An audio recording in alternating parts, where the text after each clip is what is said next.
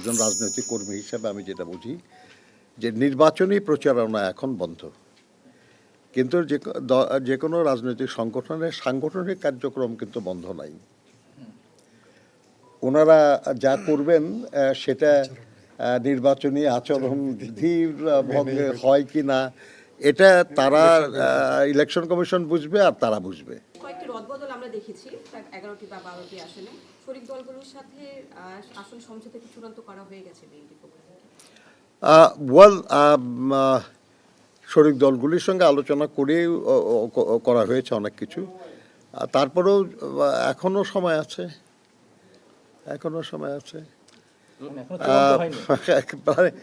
চূড়ান্ত তো ভাই কোনো কিছুই কি চূড়ান্ত আসলে?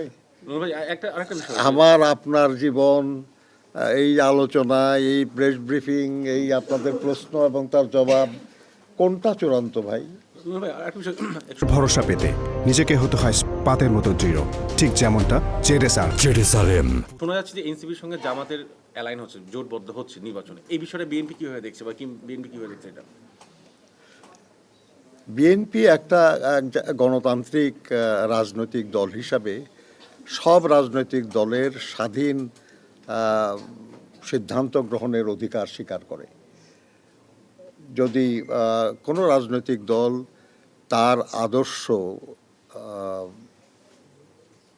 ঘোষিত আদর্শ, সেটা অনুযায়ী যদি অন্য কোনো রাজনৈতিক দলের সঙ্গে সম্পর্কিত হতে চায়, সে অধিকার তাদের আছে।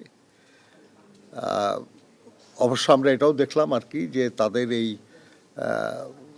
সিদ্ধান্ত না, তাদের এই ভাবনার সঙ্গেই দ্বিমত পোষণ করে তাদের অনেক নেতৃবৃন্দ দল ছাড়ার ঘোষণা দিয়েছেন।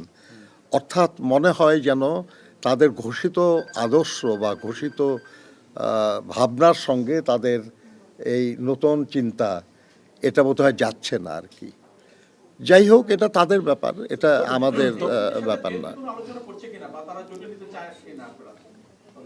আমি এ ব্যাপারে আমি আপনাদের কিছু বলতে পারবো না, কারণ এটা দলের রাজনৈতিক সিদ্ধান্ত।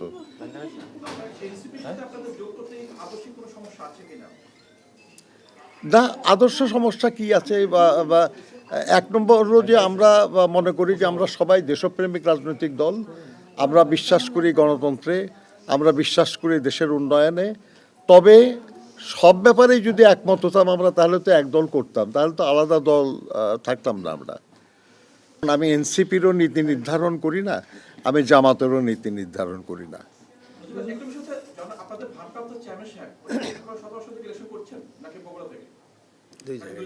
বগুড়ায় যে করছেন এটা আমি নিশ্চিত, ঢাকায় করছেন কিনা এটা আপনারা আমাদের দলের পক্ষ থেকে যখন জানানো হবে তখন জানবেন।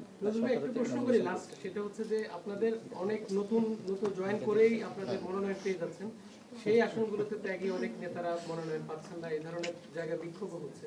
এই বিষয়টাকে আপনারা কিভাবে মূল্যায়ন করেন? আমাদের ত্যাগী নেতারা, ভাই আমি তো দলের, আমিও প্রথম থেকেই আসি দলে, অন্তত আমি নিজেকে ত্যাগী বলেই দাবি করি আর কি, কিন্তু আমি তো নমিনেশনে চাই নাই কখন। তো এখন ব্যাপার হচ্ছে যে দলের স্বার্থ, দেশের স্বার্থ সবার আগে, ত্যাগী নেতাদের জন্য আরও বেশি আগে।